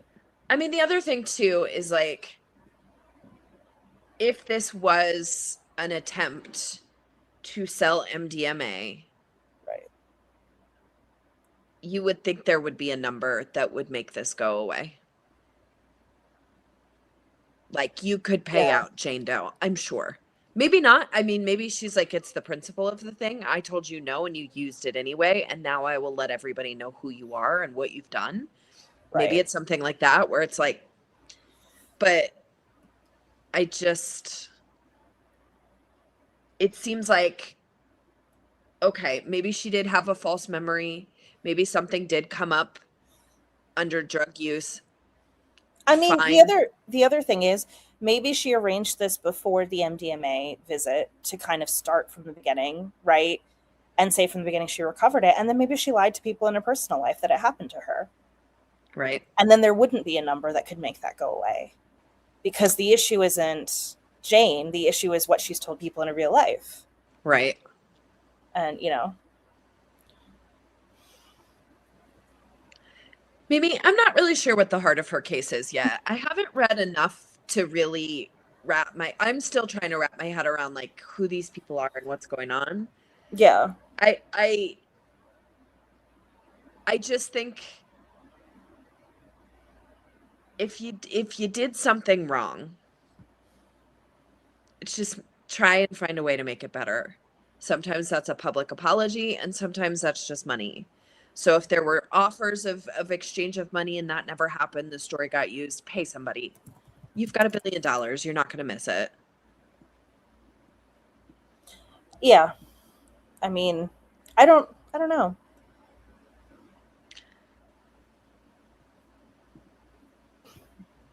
Yeah, I mean, I could see too not wanting to bring the essay to light for a million different reasons, not wanting to, rehash it, just wanting to move forward, not wanting to deal with the accusation against somebody and what comes with that.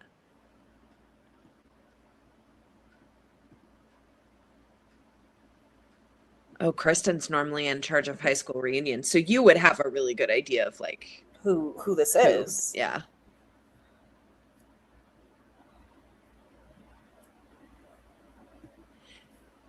Yeah, Rose is wild. Amy's lawyers seem shady and unethical like Blake's lawyers, which makes them look guilty. Bad lawyering will do that. And I mean like bad, like just out for blood, bulldog, right? Yeah. Right? That kind of lawyering will do that, where it's like, why are you behaving this way? With Gottlieb, honestly, I think some of that is just Gottlieb. Yeah, he's similar for Drake. I think Right. he's a similar tone and everything. He made arguments for Drake that I'm like, oh, you couldn't care less about your clients. Yeah, exactly. Your Honor, my client doesn't think rap music is art. Yeah, well, it is Drake. I mean, I guess.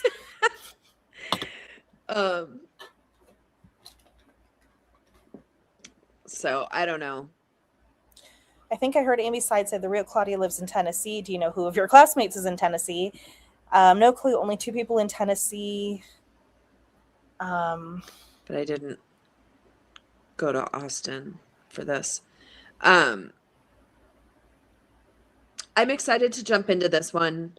I'm excited to spend more time watching not actually Golden's videos and talking to her behind the scenes. It is scratching the itch that I think we had with the Lively case of like, both of you are saying parts of a story and we need like to fill in the timeline. We need to fill in the gaps in what the third parties are saying, like there's fun little side characters, and a lot of it is just putting together the timeline.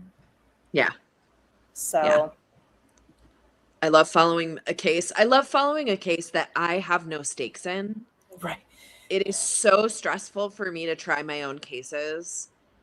But when it's low stakes like this and I'm just judging somebody else's filings, this is great. This is a good time for me. Because it's not your lawyer. It's not your writing and all that. Yeah. And then also I mean, we're not anywhere near a jury yet. So, but jury credibility is my bag. So, okay, so Amy's lawyers filed a demurrer. She opposed. Yes. Have they responded to it yet? Not yet. Okay. And a demurrer, just so everyone knows, is a so what? Right? Yeah. Taking everything she said is true. So what? There's no legal claim here. Bye, Thank Kristen. You for joining us, Kristen. Yeah. Thank you for hanging out. Yes. There's more to come, so I feel like we'll hang out more. Yeah, we'll still cover this, and Katie and I are still gonna do stuff behind the scenes. I can't believe I'm not on that group chat. No, you're not. You don't get to be. I'm sorry. We'll add you. Yeah, so there's still more to come. I mean, that's essentially like a motion to dismiss, right? Yeah. It's saying this can't be a legal claim, even if it's all true. So we've still got a lot to come. There's still some discovery to do. We will hopefully see the postcard. I mean, and that's one thing at a time, right? We just need to get this past to discovery.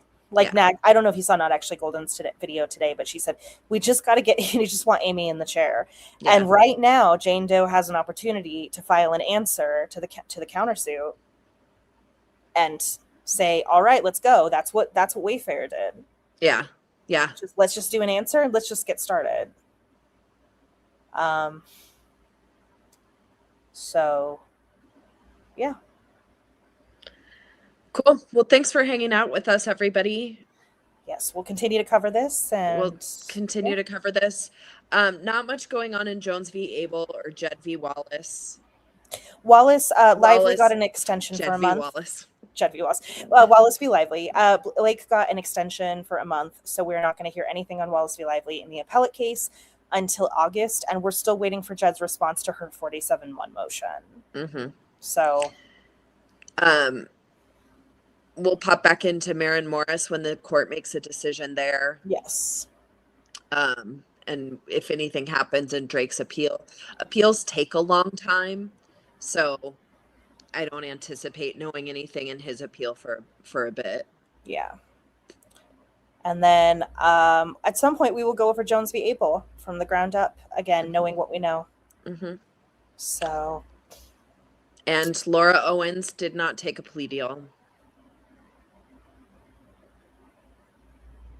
I didn't think she would, but I did hope that she would, if that makes sense. I hope for her she will. Yeah. So, all right. All right. Thank you for joining us, tuned. guys. We will keep doing videos, and if there's anything in particular you want us to cover, let us know in the comments. Bye. Have a good Thanks for night, hanging out, everyone.